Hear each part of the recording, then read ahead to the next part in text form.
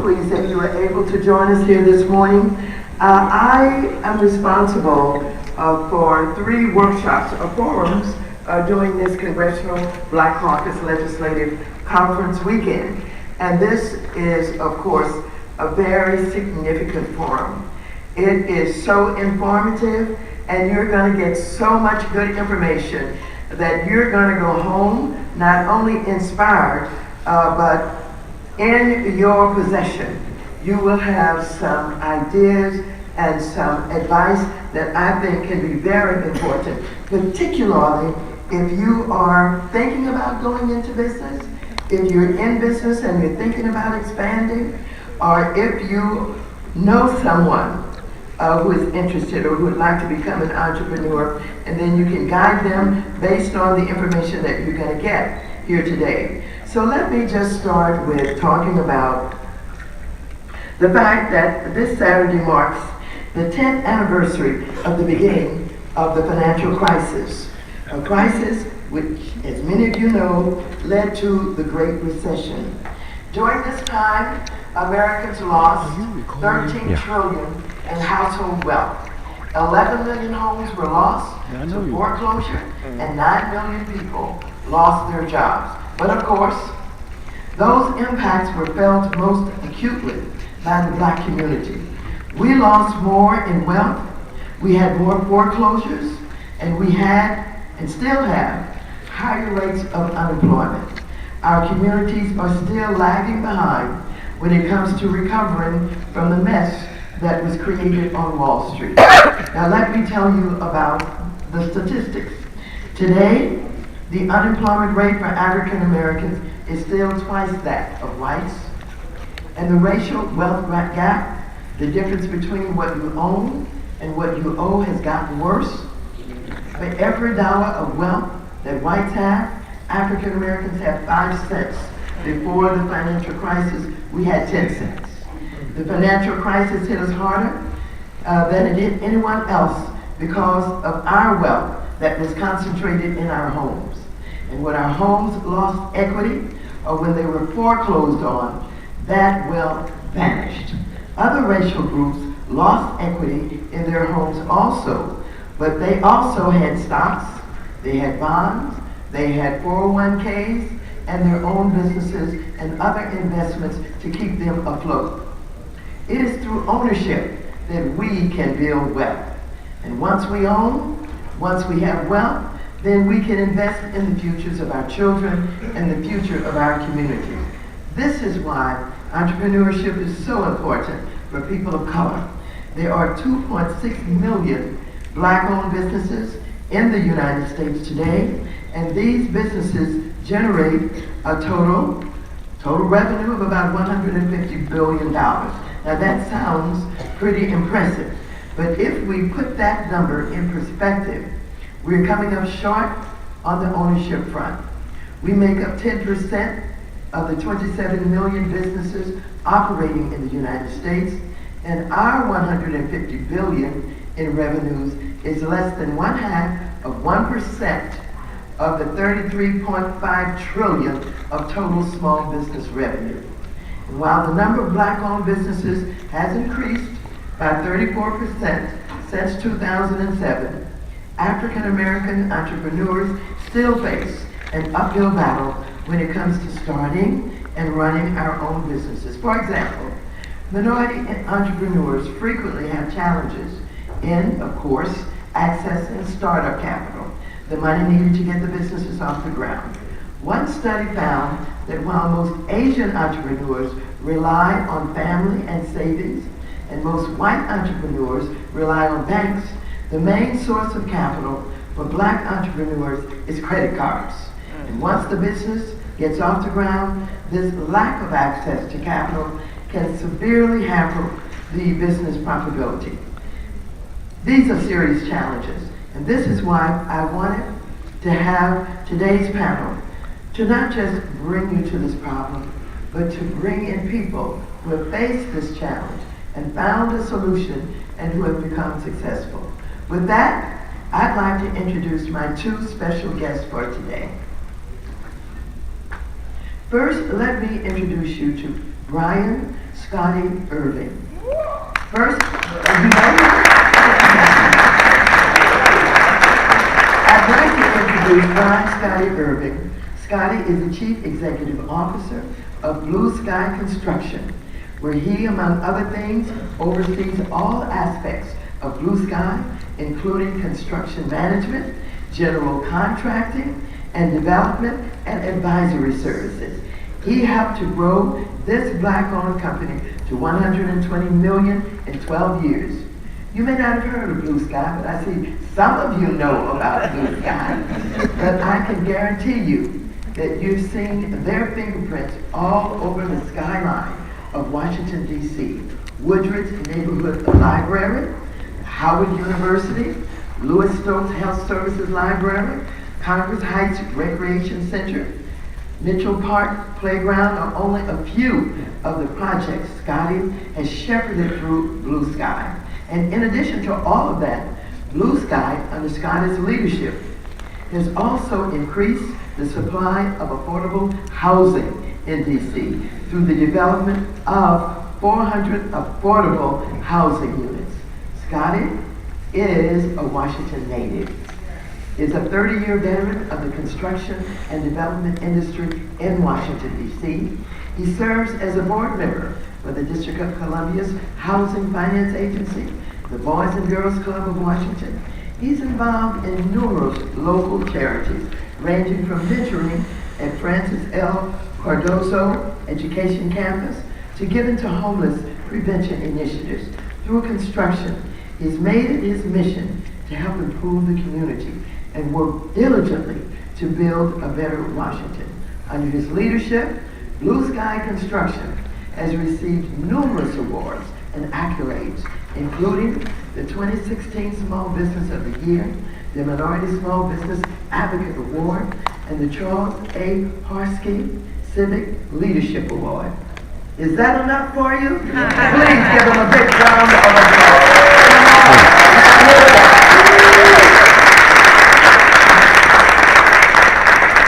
Thank you so much for being here.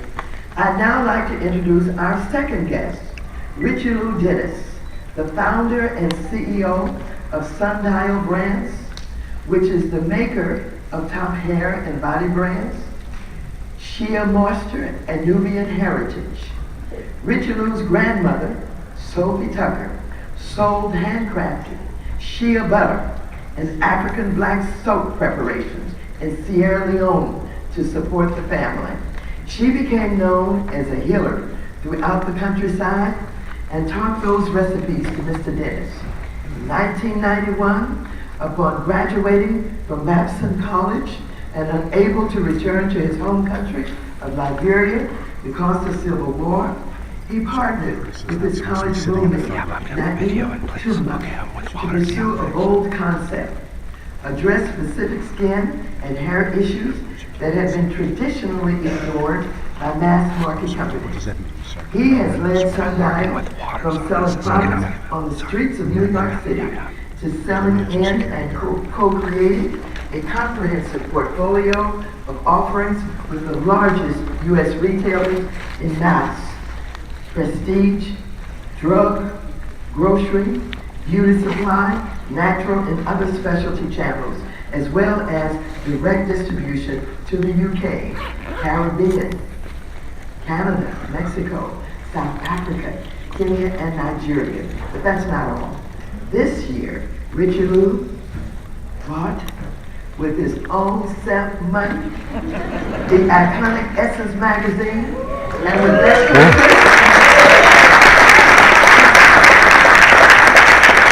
once again ensured that Essence was again owned by blacks.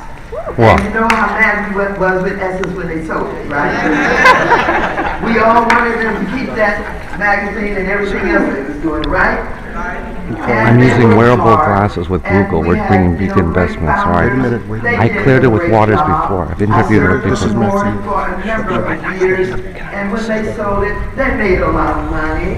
They did that, but we just wanted it to stay in our hands, didn't we? Well, it's back. Give them a big round of applause. Now, I want you to know that he has been named by Fast Company as one of the most creative people in business. And I believe that. I just spent a few moments with him. And I was actually surprised and very pleased to hear him talk, not only about what they're doing, but what they're going to be doing in the future. A visionary who's not thinking just about today and how good things are and how we're having a good time, but what are our needs for the future and who's going to service those needs in the future. Now that's what I call true visionary thinking. Give them a big round of applause. And so I'm going to join them, and I've assured them that this is not the kind of forum where they have to think twice about what they say. We encourage people to say what's really on their mind. And so, Scott, we're going to start with you. Who are you? How did you get to be you? What do you do now? How have you become successful? Who helped you? Who got in your way? So let me just start by saying, success has many parents, and I owe my success to a lot of those parents. And as I look around the room, I even see my English teacher, Mr. Fraser Lurie, who taught me at Cadoza High School, and he's definitely a part of my success. And I would briefly say he's part of it because I took an 8 o'clock Shakespeare class in order to be up for football at Cadoza High School. And in the process, I didn't want to learn all Shakespeare, so I started reading the Wall Street Journal, the New York Times, and the Washington Post every morning. It's a habit that I still have for 30, 40-some years out of high school. And I learned how to invest in the stock market. So I went to E.F. Hutton on 18th and K Street. And at that time, most of you Washingtonians know me for another life. And I was able to take finances down there and buy my first mutual fund down there on 18th and K Street. And that was the beginning of me understanding legitimate business. And it made me hungry to go into legitimate business a lot more. And 10 years ago, a friend of mine became the mayor of Washington, D.C. And at that time, I really didn't understand doing business in Washington, D.C. But I learned that we spend over $3 to $4 billion a year in construction in Washington, D.C. And in the process of that, $1 billion of that must stay with minority firms in Washington, D.C. So that led me to the construction business. And my first contract was a $100,000 contract to build a library at a school.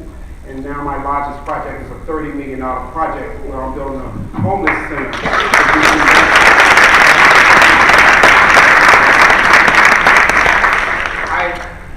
I wouldn't say that anyone got in my way because I'm a fighter every day. I put my feet on the floor and say, God, who are we going to fight today? You know, after thanking him for waking me up. So my vision isn't everyone's vision. My vision is to build one of the largest construction firms in the city, but make sure brown and black people are my sub-base and that we share those dollars together. And if I'm building a $30 million project, that means that at least $8 or $9 million must go to minority firms. And I fight like hell to get through to make sure that that happens on every project. And if we can get to $20 million or $30 million, the whole project done by brown and black people, that's my ultimate goal.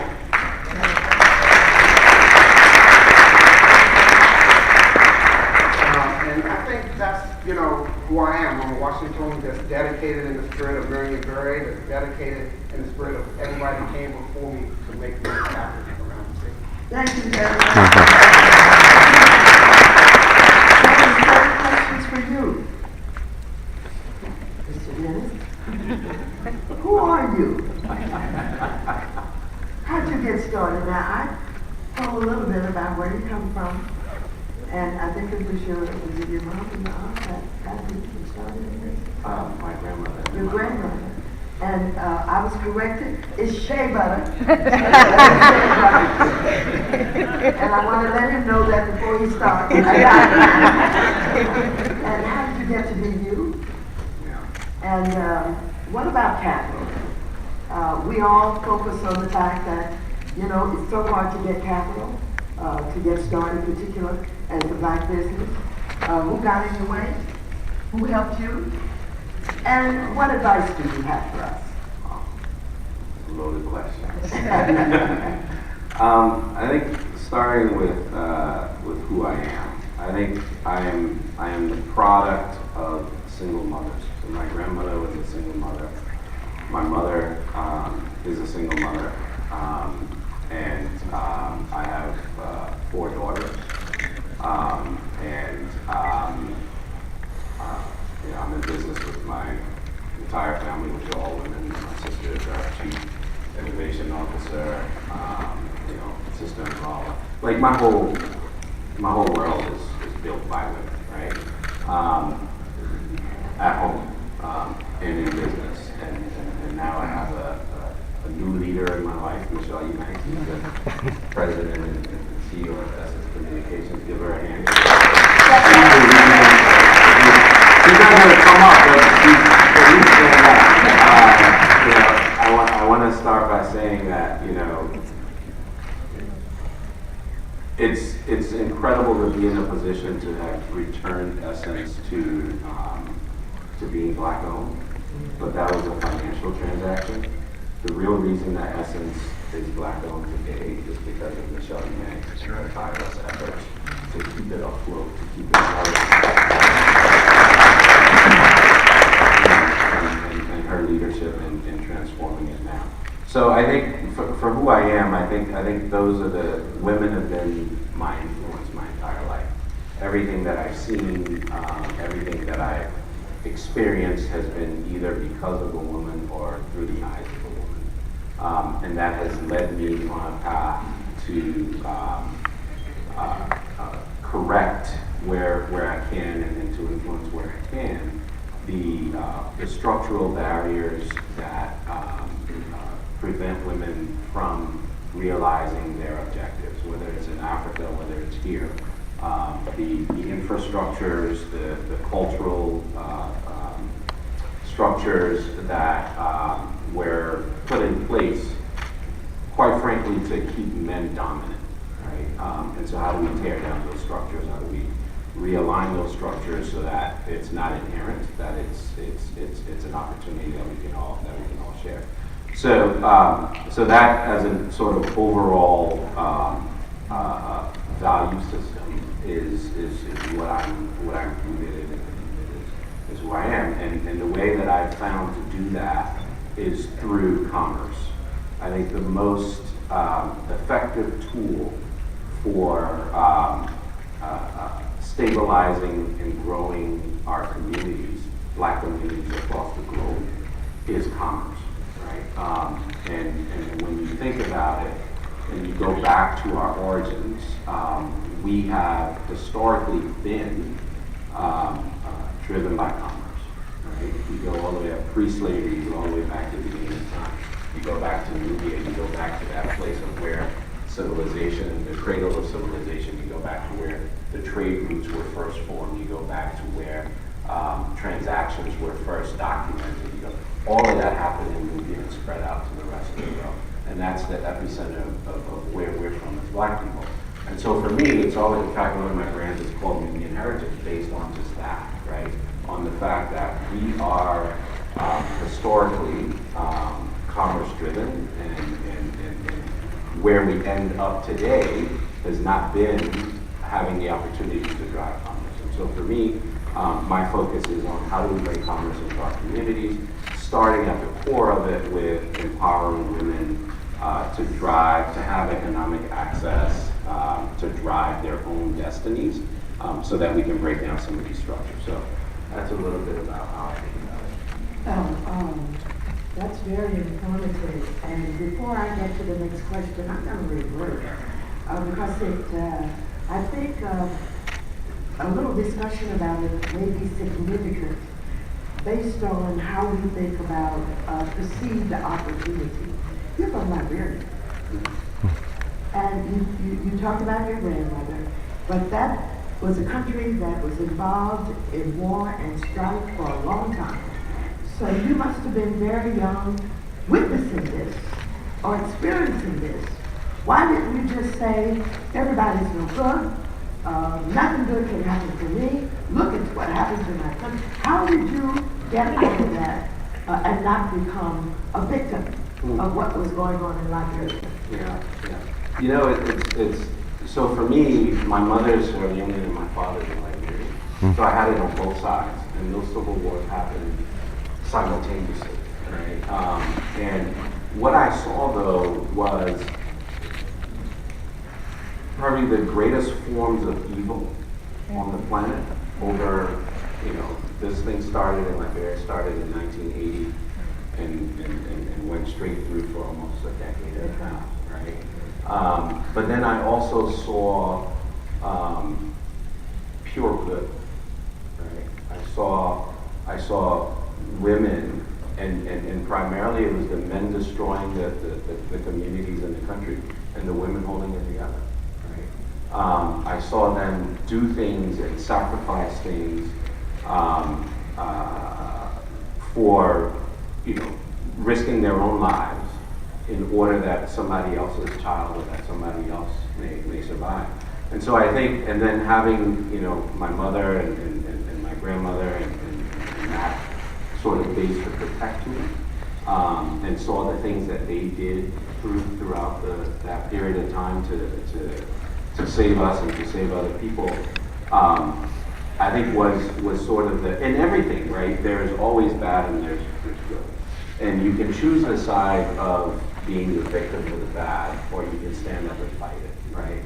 And I saw my mother in particular stand up and fight it. And that gave me the strength now to be able to stand up and fight it.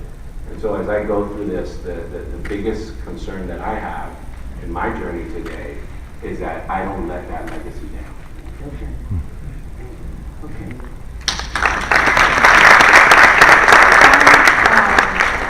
We're often told, particularly in the construction business, who can do what is needed in order to initiate, bring about a good product.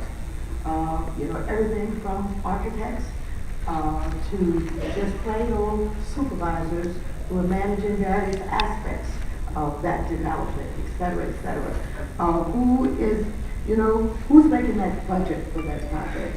And who's watching that money so that you're able to bring that job in on time?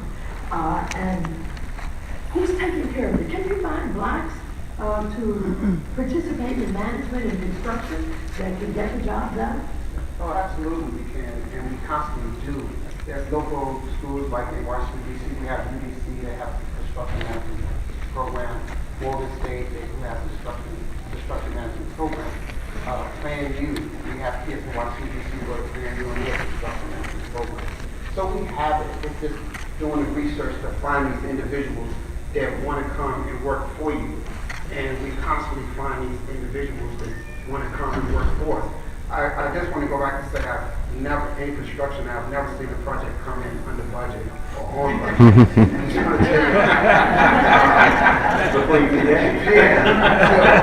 never seen it. I worked with David R.J., who did the African American Museum, but who also designed a library in Ward 8 in Washington, D.C.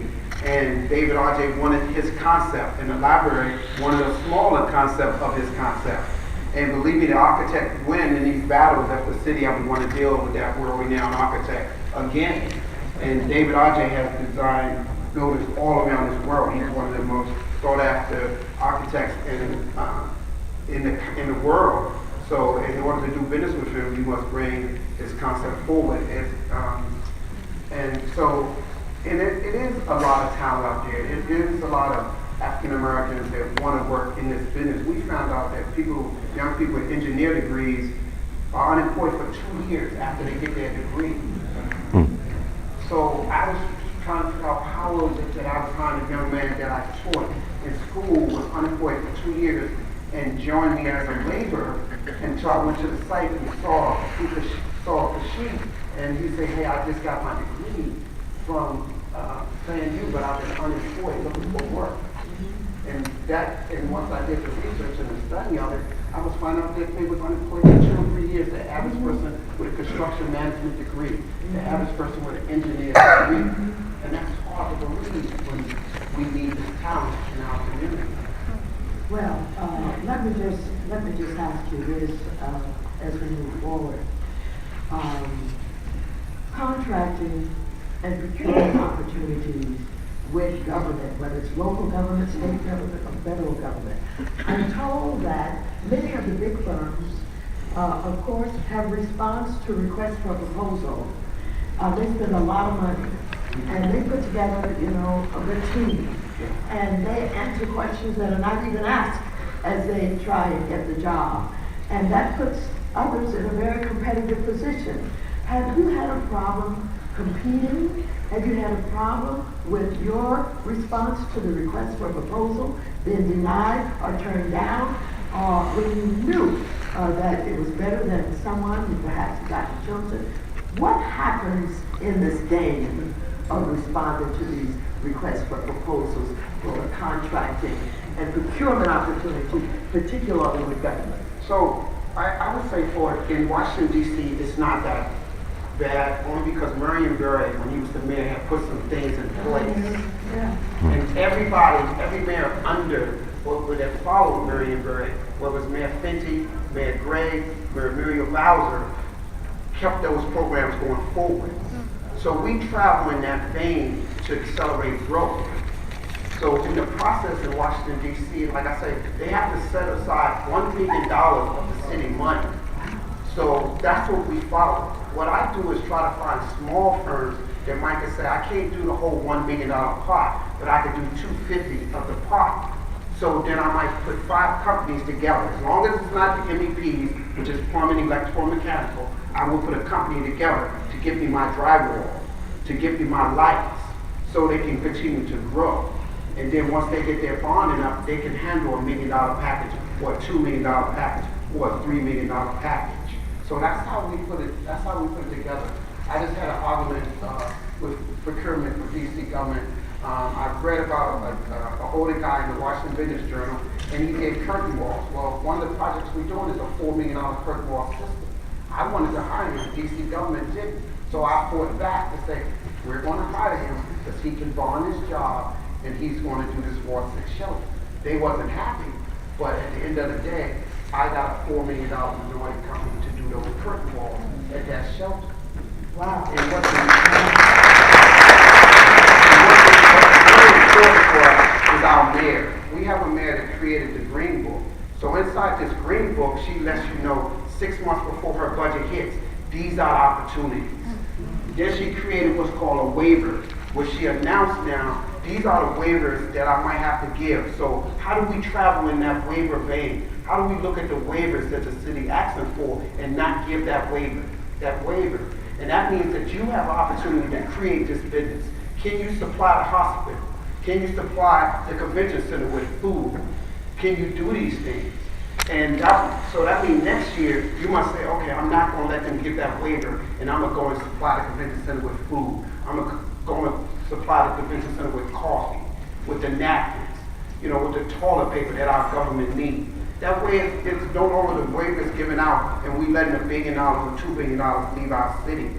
I'm in love with DC, born and raised here. And when this brother spoke of his country, we had that in the 80s in DC. We as black men destroyed this city in the 80s. We had so many epidemics happening in our community. It's unbelievable, and still do.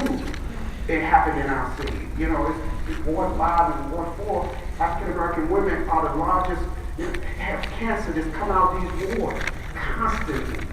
And we still trying to research and find out why.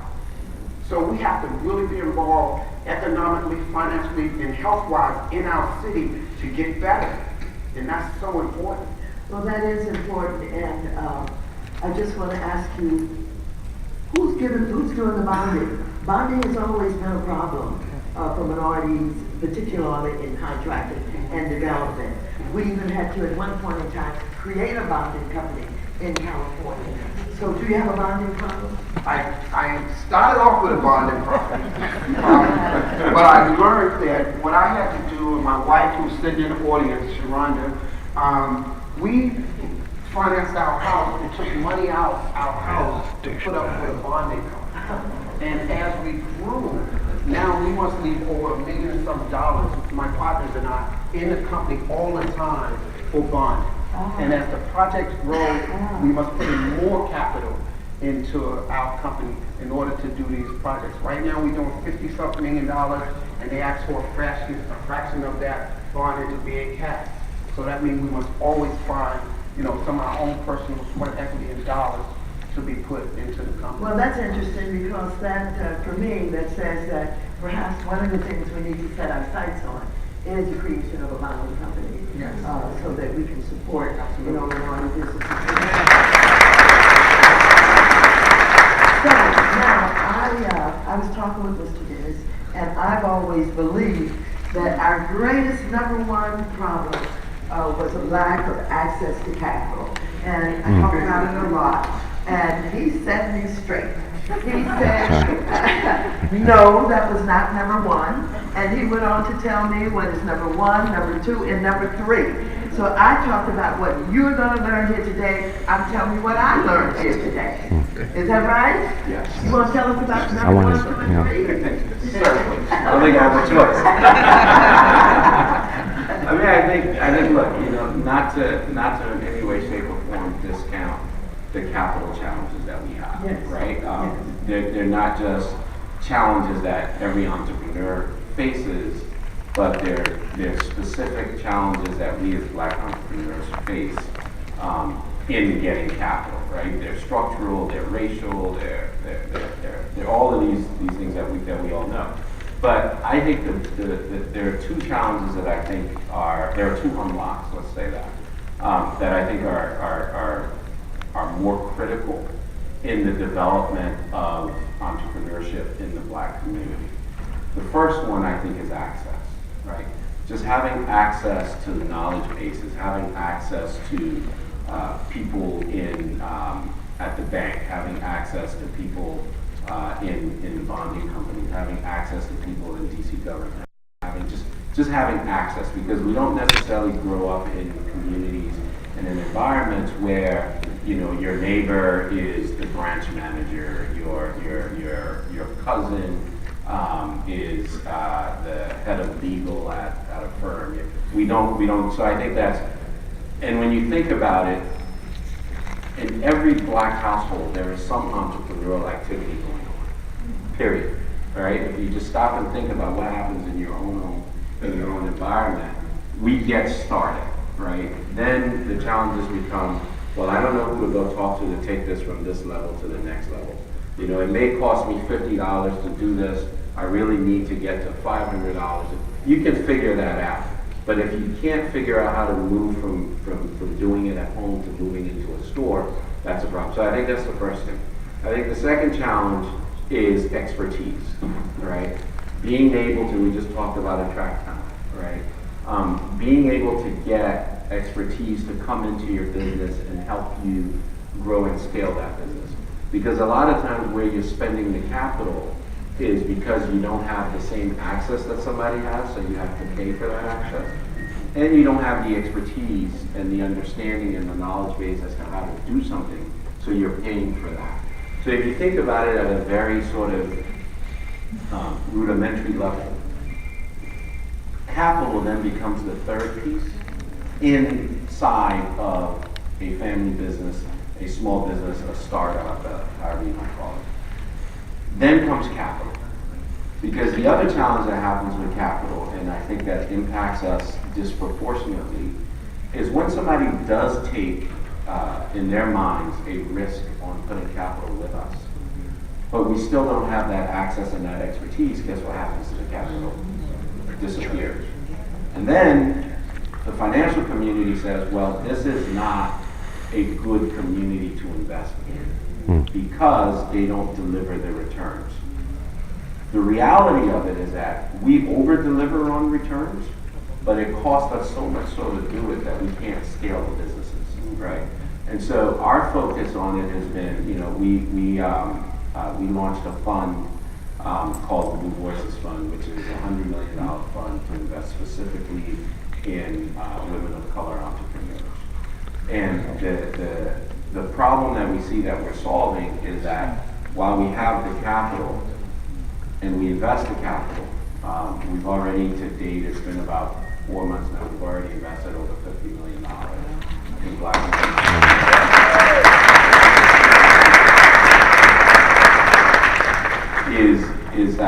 even once we make the investment, it's okay, we really need the support. We need the expertise, we need the access. So we're building a model that provides the access, the expertise, and the capital. Because they don't go, one doesn't go without the other. And then just backstage, we were talking, and the question was, well, how much do you invest? Do you invest, 20 million? Do you invest 5? Do you invest 8? Do you invest 100,000? And I said, we invest anything from 5,000 to 20 million, right? Because the problem in our community is not, the problem that we're trying to solve, as I said, is not necessarily the capital. It's that across the board, we don't get the access, we don't get the expertise, and we don't get the capital. So if you now have a fund that's going to focus on investing in black women, and then you further narrow that by saying, I'm only going to invest $500,000 to $1 million, then I've left out probably 80% of the people that need the investment that are below that, right? Or you say, hey, because we're only going to invest $500,000, there's people that have now built their businesses that now need real funding, real large dollars of funding, 10 million, 5 million, $20 million, that don't have that because they still can't go to the markets and access that level of capital. So we try to look at it across the need states and not necessarily across, or not necessarily in a myopic sort of singular financial thesis around where there's the best opportunity to get the returns. The best opportunity to get the returns here is to build a community that is generating returns, not one or two people that are generating returns. Wow. I want to address this question to both of you, and it is not so much about the intricacies of financing or some of the other things we've touched on. It's about attitude. And people who are looking for money, are looking for an opportunity to become a business person, and they say things like, yeah, I want to start my business. Tell me how to start it. And I say, you don't know how to start a business that you want to have me to help you. So, but they're serious. Yeah. I mean, they don't. Or sometimes they will say, I don't know anything about these government contracts. So you tell me how I'm going to get some of that money. And I'm always absolutely amazed at the fact that you know what you want to do, but you haven't taken the time to learn how it works. Enough to be able to come and talk with somebody. I can't tell you, but I can send you someplace. But I'm not about to send you to these gentlemen here unless you come with some skin in the game or something. So how do you handle people like that? And I'm sure you have a different take on it, but I think, sir, right, you just, right there illustrates that capital is a challenge, but it is not the primary challenge as we think it is, right? And what that illustrates is, so if I'm a typical white male growing up in America, I probably know 5, 10 people in my community that are doing the things that I would want to do, right? If I'm a black male growing up in America, or a black female growing up in America, I probably know of one person or 2 people that probably may be doing what I need to do, right? If I grow up in an environment where I see what I want to do happening all around me every day, intuitively I pick up how you do those things, how I go find information, whom I should talk to, what institutions do what institutions don't do what, right? And you take out a lot of those questions up front. What we don't have is, and what we've got to build and we're going to build, is a community of entrepreneurs that help each other build out these businesses, that share the information, that create the environment and the knowledge base that our kids can grow up and see, right?